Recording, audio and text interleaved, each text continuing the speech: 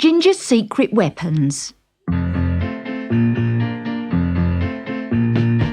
Ginger Jones was always late for school, but today was going to be different. He'd made a big effort to get up early. I can't wait to see Teacher's face when I show up on time, chuckled Ginger as he hurried along. Suddenly, he was grabbed by both wrists and whisked through a gap in the fence. Ginger couldn't believe his eyes. 3 strange creatures were shouting at him in a sort of computer language he didn't understand. It sounded very weird. Hey, let me go! cried Ginger. But it was useless. They just went on shouting and marched him through the deserted site to where a huge shiny metal bubble was hovering a few inches above the ground. Within seconds, Ginger was bundled inside. The strange device began to hum very loudly. Then it lurched into the air and rocketed out into space.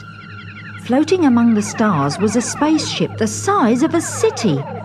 They were heading for it. Ginger had been kidnapped by aliens. He let out a gasp of horror. The ship's captain twiddled a knob on his helmet and spoke in perfect English.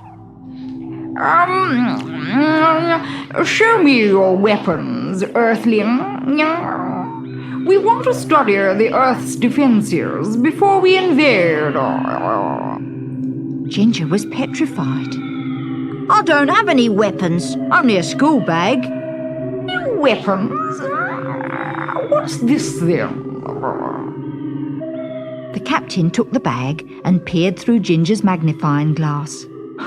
What a shock he had! It looked as if Ginger had become a giant. Oh, great galaxies! An enlarger for Earthlings! He exclaimed. And what have we here? Inquired the captain suspiciously. It was a very small tin. Impatiently, he tore it open. Within seconds, the captain was dancing around the cabin, yelling and scratching. He was covered in itching powder. When he recovered, the captain took a small red ball out of the bag. That's my super ball, cried Ginger. He flung the little ball into the air. It went bouncing around the ship, smashing all sorts of delicate controls and knocking out 2 of the aliens. The captain surveyed the damage with unbelieving eyes.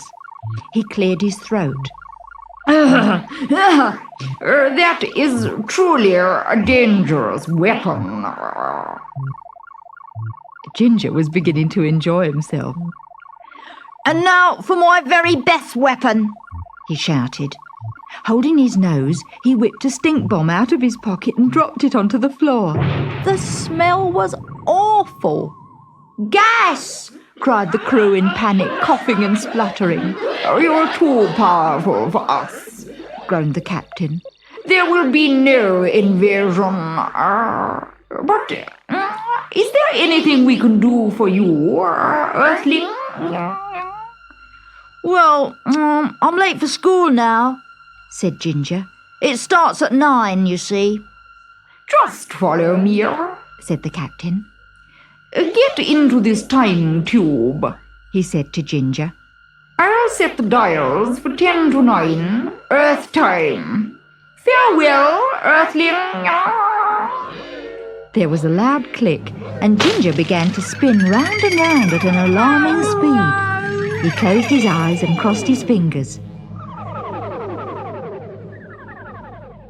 Suddenly, his feet touched the ground. He was back just where he had started, hurrying past the gap in the fence on his way to school. It was 10 to 9. Ginger chuckled to himself. Oh, this morning, for once, I'm on time for school. I can't wait to see Teacher's face.